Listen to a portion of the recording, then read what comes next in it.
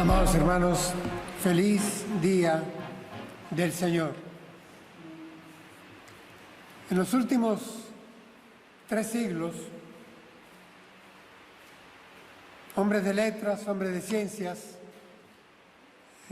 referentes de la cultura,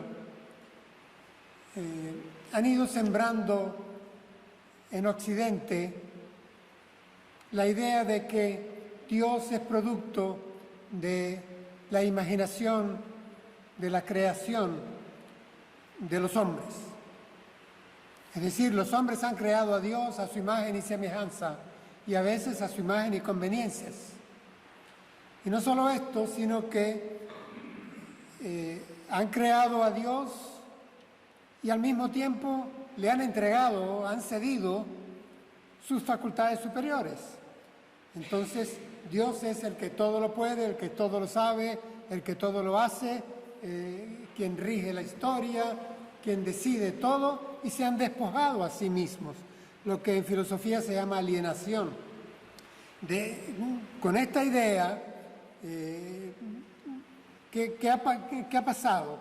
Bueno, que lo natural es que si estamos en favor de la humanidad, en favor de los hombres, del desarrollo de la humanidad, pues la humanidad necesite liberarse de esa hipoteca, liberarse de Dios para retomar sus facultades superiores, esas que el hombre ha entregado al crear, al fabricar a ese Dios idea. Y se ha llegado a plantear de manera muy ingeniosa a Prometeo, aquel titán de la mitología griega, como el protector de la civilización moderna. La frase latina en aquella Alemania del siglo XIX resuena y tiene sus consecuencias para nuestro tiempo. Homo homini Deus. El hombre es el Dios del hombre. Esto formó parte de la llamada ideología alemana. Y voy a leer una frase de uno de sus grandes insignes pensadores. La filosofía no lo oculta. Hace suya la profesión de fe de Prometeo. En una palabra, odio a todos los dioses. Y opone esta divisa a todos los dioses del cielo y de la tierra que no reconozcan como suprema divinidad a la autoconciencia humana. Esta no tolera rival. He leído a Carlos Marx. Hermanos, a mí me llama la atención cómo todavía esto pueda tener tanto auge y sea tan promocionado en nuestra civilización occidental. El siglo pasado, bien lo han llamado algunos, el cementerio de las utopías humanistas, el cementerio de las esperanzas de que el hombre podía lograr todo con la revolución industrial, con el avance tecnológico, con el advenimiento de la psicología, con la ciencia. Vamos, solucionaríamos los problemas, y al tornarnos del segundo al tercer milenio, esto se reforzó. El optimismo humanista rebasa la copa, ajeno al desastre al que estamos asistiendo como sociedad. La Tierra, como aquella pequeña, graciosa y bella aldea global, se encuentra en crisis. Vamos, las familias están en crisis, los pueblos están en crisis, las instituciones están en crisis, hombres y mujeres de cualquier edad, raza o latitud están en crisis. Y sin embargo, se persiste en ese optimismo humanista. ¿Qué tiene la palabra de Dios que decirnos ante esto? Bueno, hoy vamos a acudir a una carta que escribió Pablo, apóstol, a la iglesia que estaba en Roma, una iglesia que él no había fundado. Él escribe la carta desde Corinto, final de su tercer viaje misionero, y quería visitarla, inclusive a partir de Roma, llegar hasta Hispania, pero sabía que tenía primero que ir a Jerusalén para llevar las ofrendas que había estado recogiendo para la iglesia madre que estaba en pobreza. Y por lo tanto, sabiendo que no podía ir a Roma, escribió una carta, la gran carta a los romanos. Una carta, hermanos, que tiene poco de atención localista, como muchas de sus cartas. No está escrita para atender problemas domésticos internos de la iglesia. Él no conoce la iglesia, él no la ha fundado, él no la ha visitado, y entonces es una carta eminentemente doctrinal, principista, tanto así que los reformadores la escogieron como una de las grandes piezas teológicas del Nuevo Testamento. Y en esa carta, después de la introducción, apenas unos cuantos párrafos de escribir, el apóstol trata dos elementos que quiero tocar en la mañana de hoy. Uno, la maldad de la raza humana, la maldad de los hombres, la maldad que está tejida en la estructura de la humanidad. Dos, la ira de Dios, la reacción airada de Dios frente a esa maldad de la humanidad. La primera de ellas, hermanos, en toda la Escritura, pero lo resalta muy bien el apóstol Pablo, la antropología bíblica nos destaca, nos recuerda, nos resalta que la maldad en el hombre existe, es ontológica, le es propia a él. No es como se nos quiere vender, que es exógena, es del sistema, es de las instituciones, es de las leyes, es de la genética. Bueno, por último, al estilo oriental, que el mal es un complemento del bien, y vamos con el yin y el yang. O al estilo de Teilhard de Chardin, que la maldad, el mal, es un subproducto cultural que iremos desechando a medida que evolucionemos como fenómeno humano. No, desde el punto de vista de la escritura bíblica, la maldad es inherente al hombre, está metida en el hombre.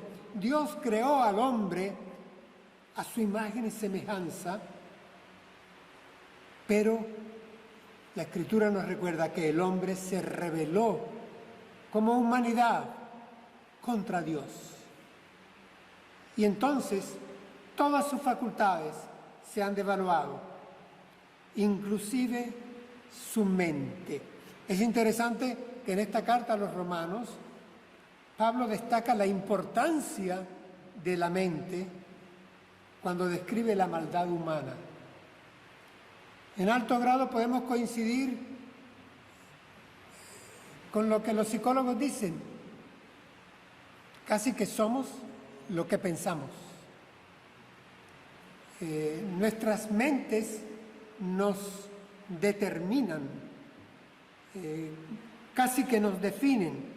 Aquellos 80 y tantos mil millones, casi 100.000 millones de neuronas, mucho tienen que ver con nuestro ser. Y el apóstol Pablo destaca la importancia del pensar, del razonar, del conocer, de la mente en el hombre cuando trata este tema. Así que hace al hombre consciente y lo hace también responsable de la maldad que hay. Y la segunda referencia era a la ira de Dios. La ira de Dios. Vamos, estamos en tiempos, le insisto, en que ya no se cree en que en el hombre haya maldad, mucho menos en que Dios exista o en que debamos de tomar en cuenta a Dios como persona que puede ejercer ira, enojo, si es una fuerza ciega, si es una energía, una amalgama, pues No tiene por qué ser tema mío la ira de Dios. Todavía, a nivel popular, cuando hay una catástrofe, cuando hay una hecatombe, una desgracia, pues se invoca como pareciera la ira de Dios, la ira apocalíptica de Dios, cuando hay cuestiones casi de carácter cósmico, o a veces cuando suceden accidentes, incluso personales o familiares. Hablamos aquello de los heraldos negros, como de la ira de Dios visitando a través de castigos. Y luego en el mundo religioso invocamos mucho la ira de Dios, asociándola al infierno, a la muerte eterna, al castigo eterno. Bueno, resulta que el apóstol Pablo aquí nos va a hablar de la ira de Dios manifestándose en gerundio de manera continua y de otra forma a la que acabo de exponer. Voy a leer lo que será el texto base, Reina Valera Contemporánea, carta del apóstol Pablo a los Romanos, capítulo 1, versículos del 28 al 32. Dice así: y como ellos, los hombres, no quisieron tener en cuenta a Dios, Dios los entregó a una mente depravada para hacer cosas que no convienen.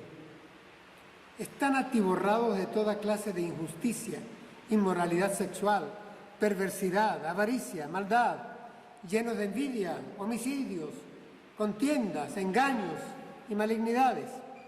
Son murmuradores, detractores, aborrecedores de Dios, injuriosos, soberbios, altivos, inventores de males, desobedientes a los padres, necios, desleales, insensibles, implacables, sin misericordias. Y, aunque saben bien el juicio de Dios, en cuanto a que los que practican tales cosas son dignos de muerte, no solo las hacen, sino que también se regodean con los que las practican. Hasta ahí la palabra. Ya les digo, es un texto en sí mismo fuerte, pero es que también es un texto vigente.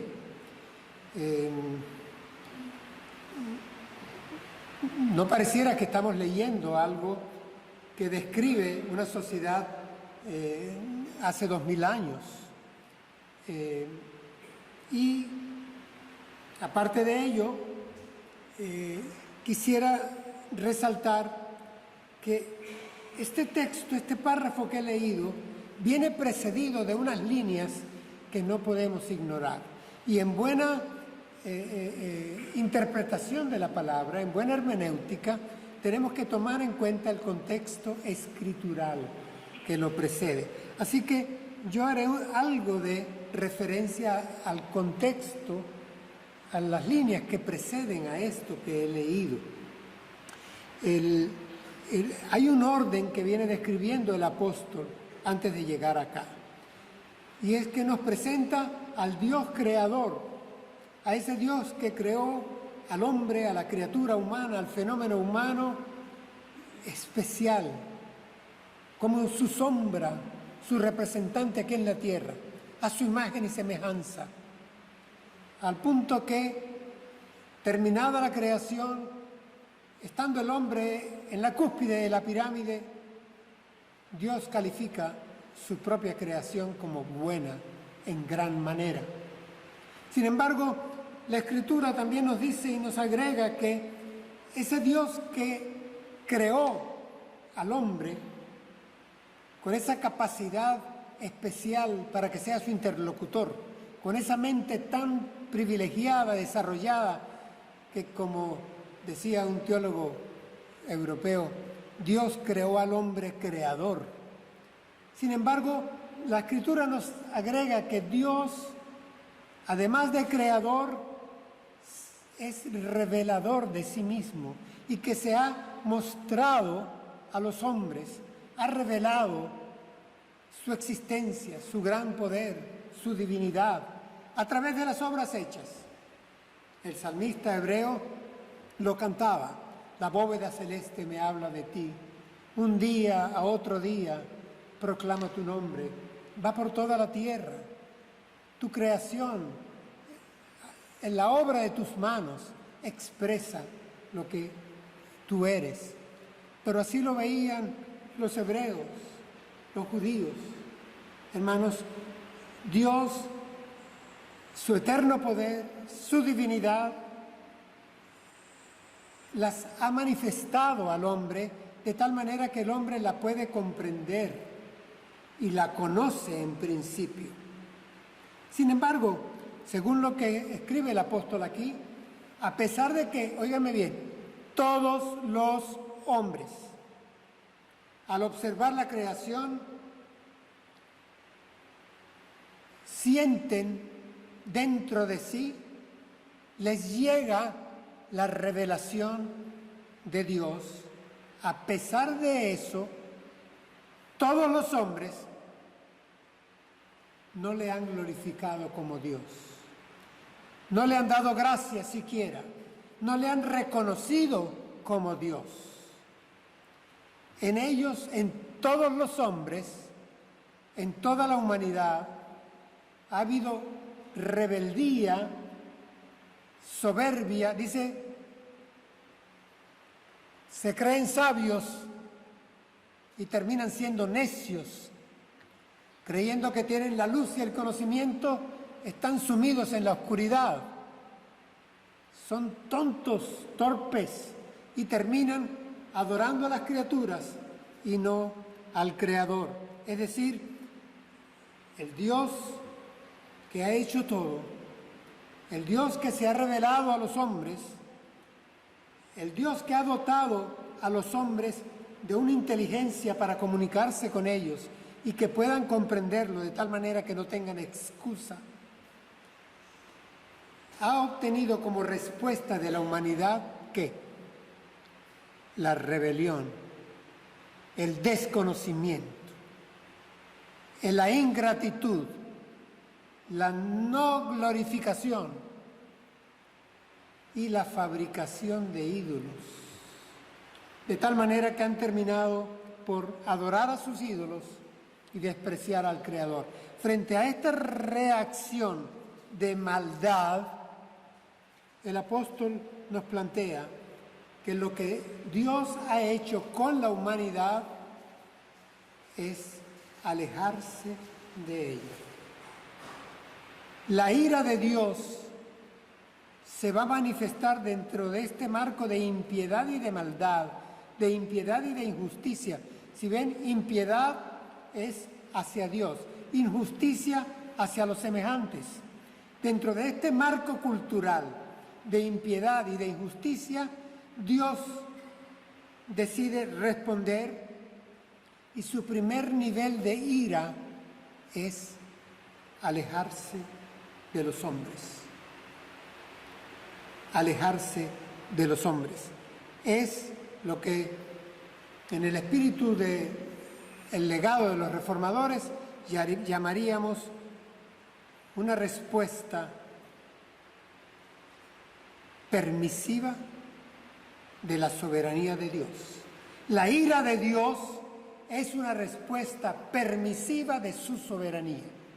En su soberanía, Dios permite que el hombre se quede en su maldad y se retira de los hombres. Esto es lo que el apóstol viene planteando en las líneas precedentes. Entonces, hermanos, viene a nosotros aquello que la antropología bíblica insiste en recordarnos. El hombre no es solo Homo sapiens, también es Homo adorans. Fedor Dostoyevsky escribe, Nobel de Literatura rusa, leo para ustedes: el hombre no puede vivir sin arrodillarse. Si rechaza a Dios, se arrodilla ante un ídolo. No hay ateos, sino idólatras.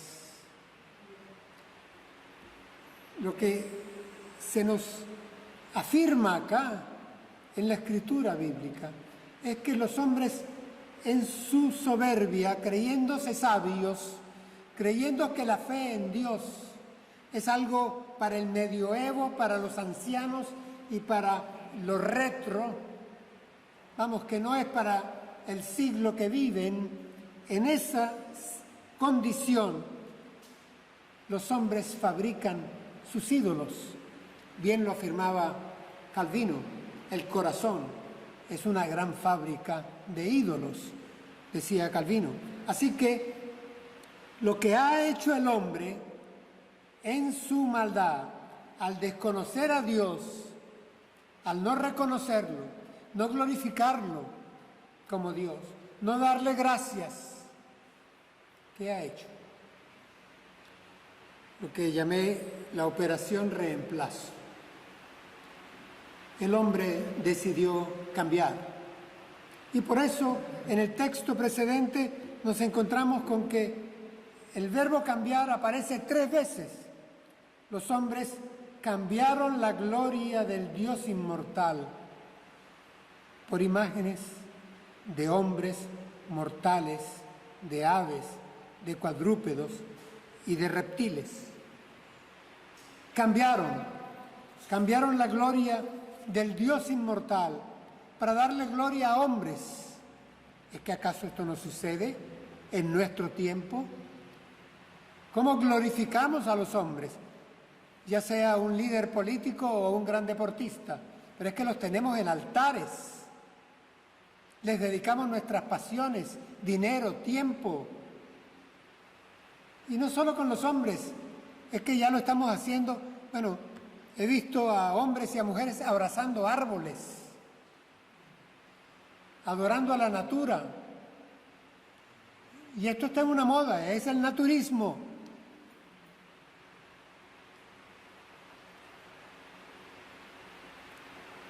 Cambiaron no solamente la gloria del Dios inmortal, sino que también cambiaron la verdad de Dios por la mentira, dice el texto.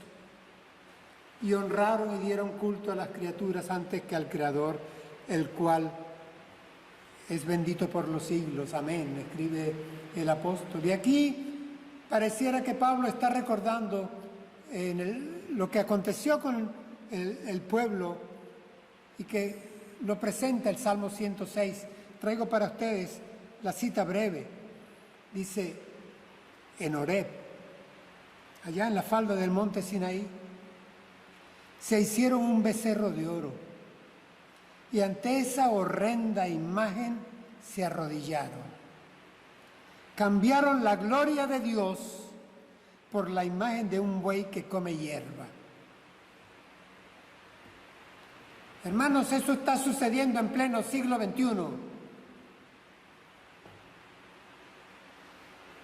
No puedo dedicarle más a este asunto, pero lo cierto es que hoy en día hasta se adoran los astros.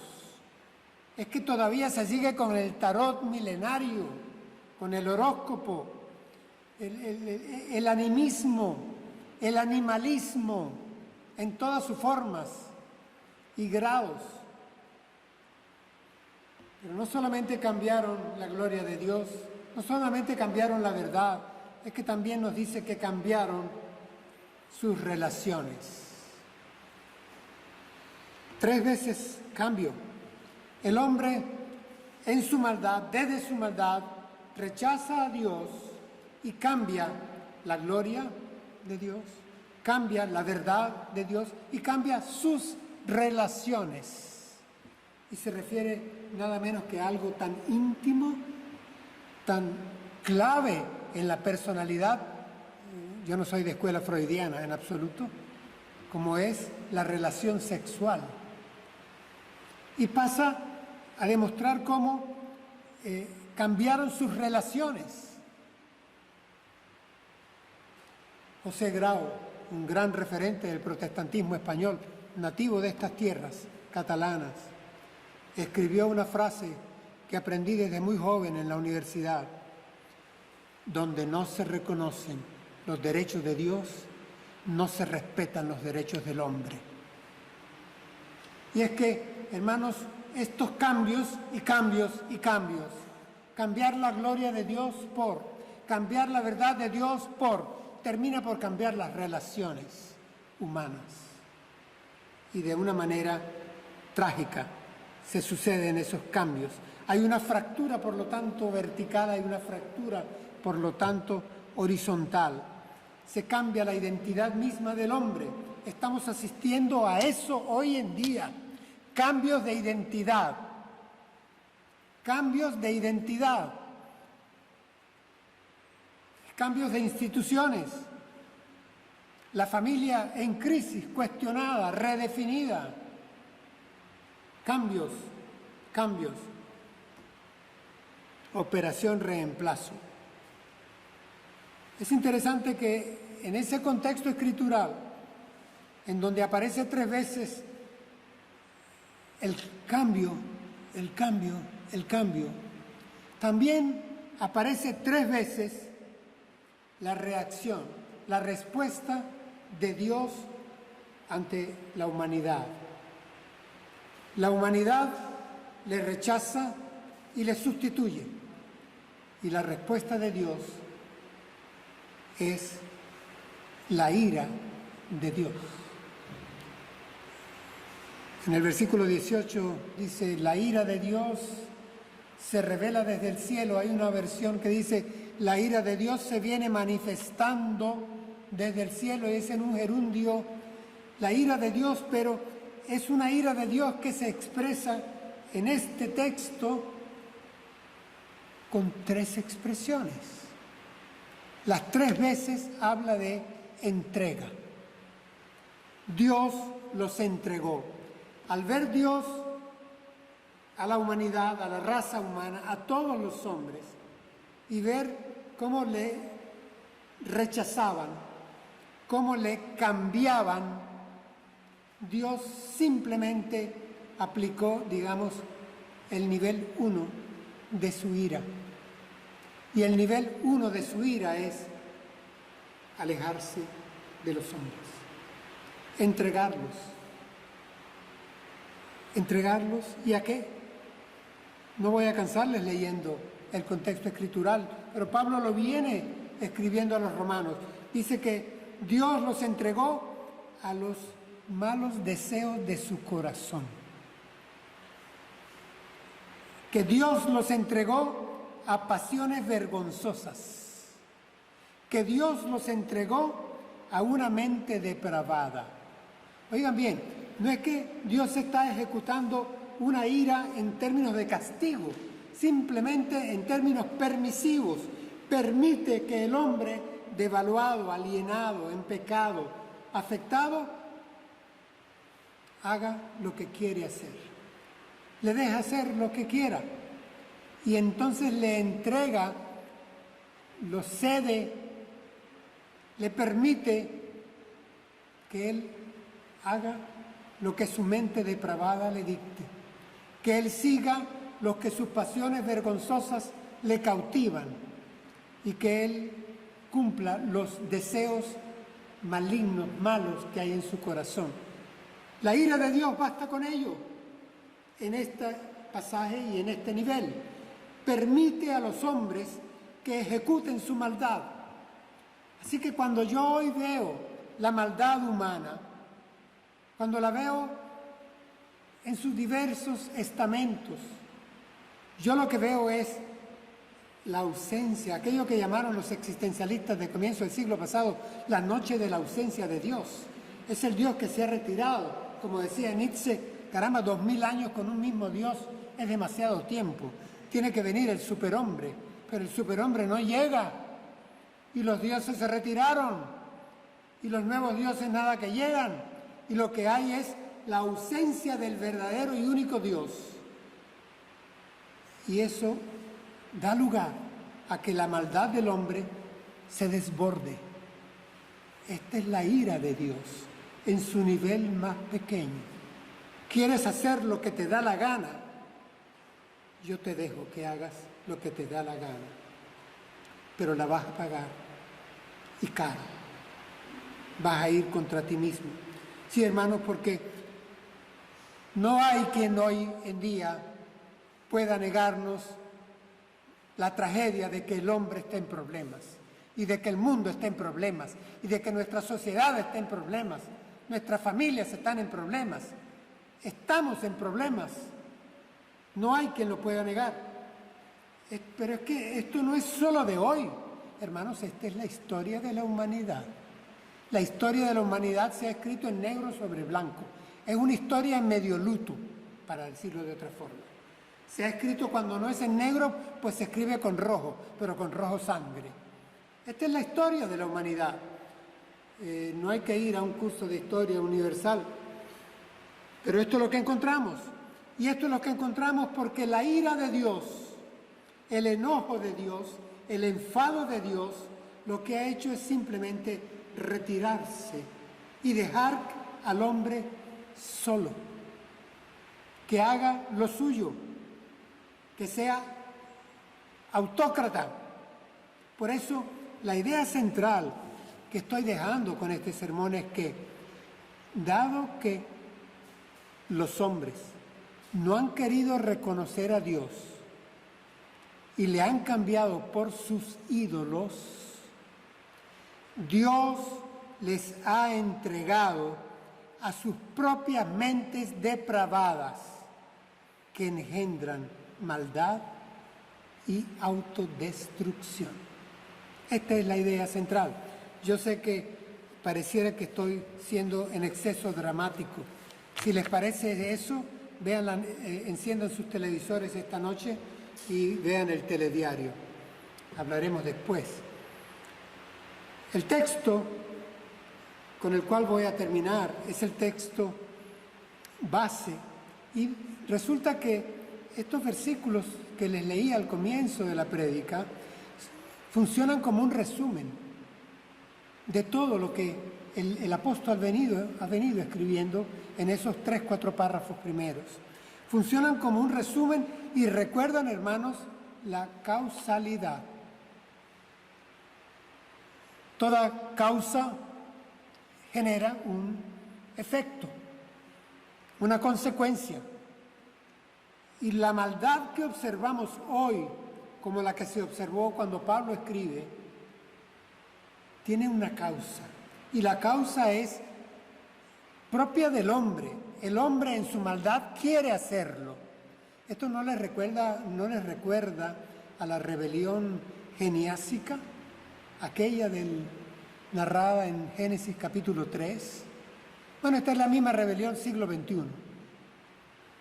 Maquíllela usted, pero es la misma. Los hombres en rebelión, la humanidad en rebeldía, quiere ser más y termina siendo menos. Es lo mismo. ¿Qué nos dice el final? Dice que como los hombres no quisieron tener en cuenta a Dios, Dios los entregó a una mente depravada para hacer cosas que no convienen. Comienza diciendo que los hombres no quisieron. Es un no querer. La humanidad, hermanos, son nuestros vecinos, pues, para no hablar en términos filosóficos muy genéricos, abstractos casi. Son nuestros conocidos y a veces nuestros familiares. Como no han querido, no le permiten a Dios, no aprueban que Dios intervenga en sus vidas, como no quieren tener en cuenta a Dios, no lo quieren tener en cuenta, ¿qué es lo que ha hecho Dios? Ahí lo dice. Dios los entregó a una mente reprobada. Entregar.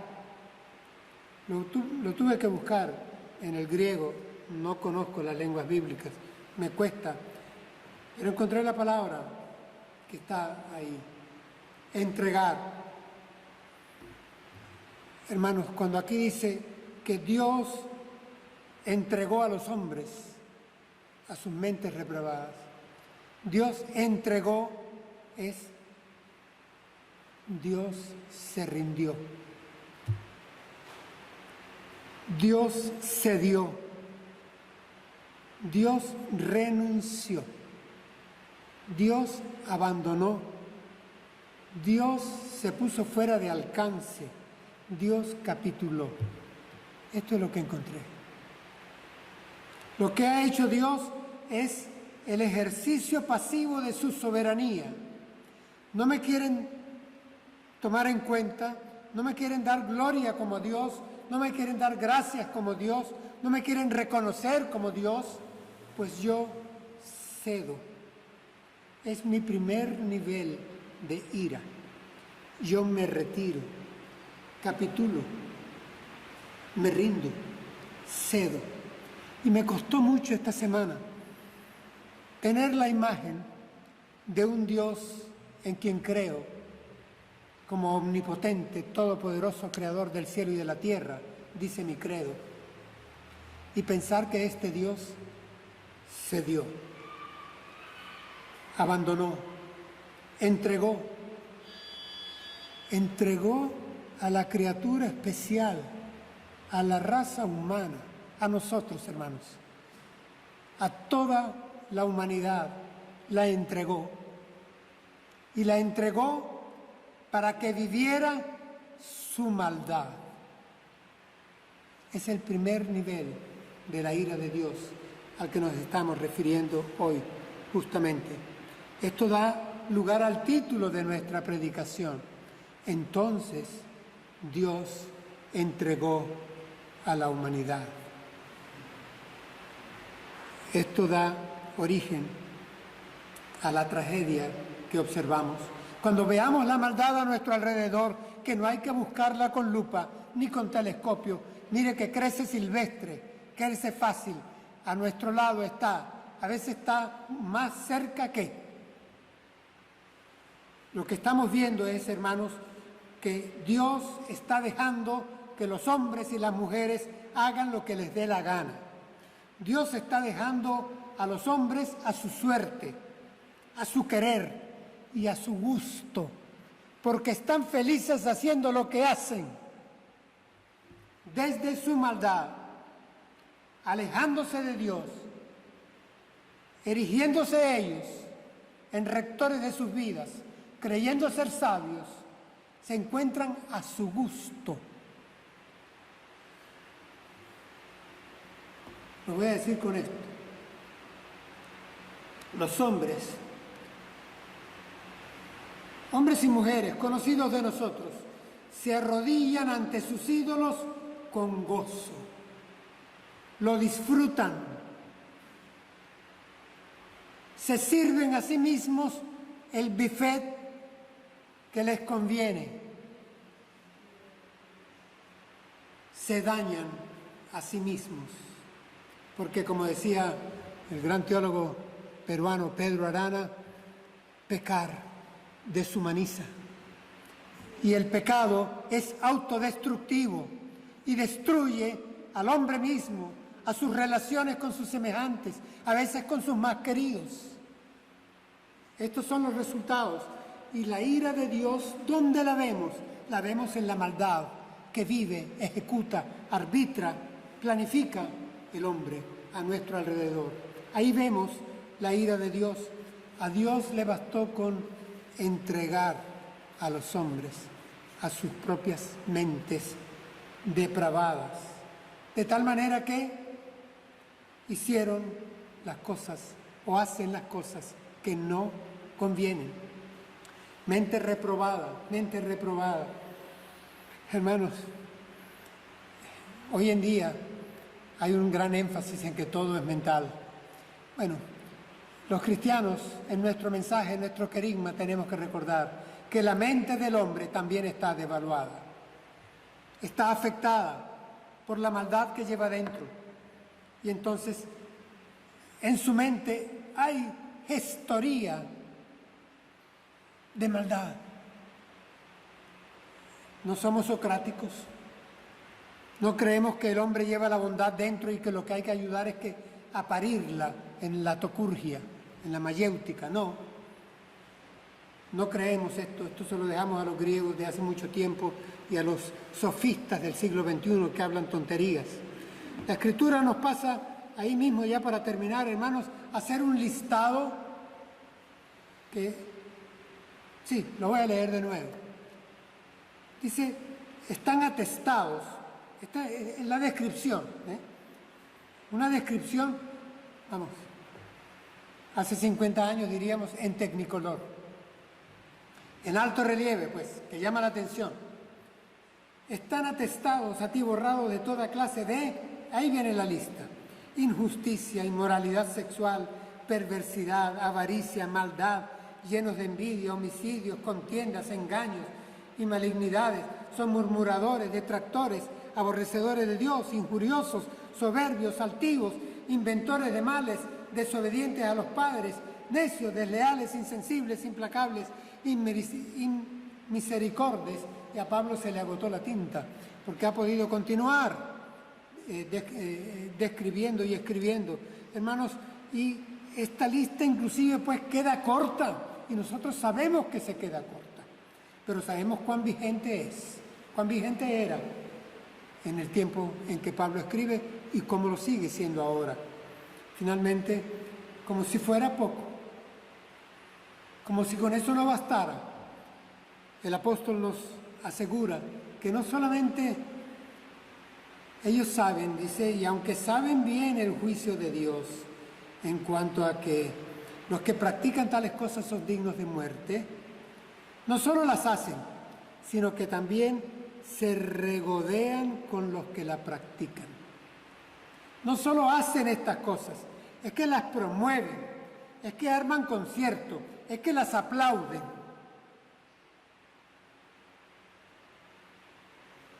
¿Lo vemos o no? ¿Es cierto o no? Hay concierto de maldad, hay aplauso a la maldad, hay desprecio de Dios, desprecio a Dios y un cambio. Por eso Dios lo que ha hecho es entregar al hombre, entregarlo. ¿A qué? A sus mentes depravadas, a sus pasiones vergonzosas y a los malos deseos de su corazón. Yo sé que este pasaje y esta predicación ha sido un tanto dramática y radical, y como les decía al comienzo, deja un sabor amargo en la boca. Bueno es que el Evangelio significa, hay noticia buena, y la historia no termina acá. Ahora, si el problema es radical, la solución tiene que ser radical, y de eso predicaremos en una próxima oportunidad. Que el Señor nos bendiga y nos asista.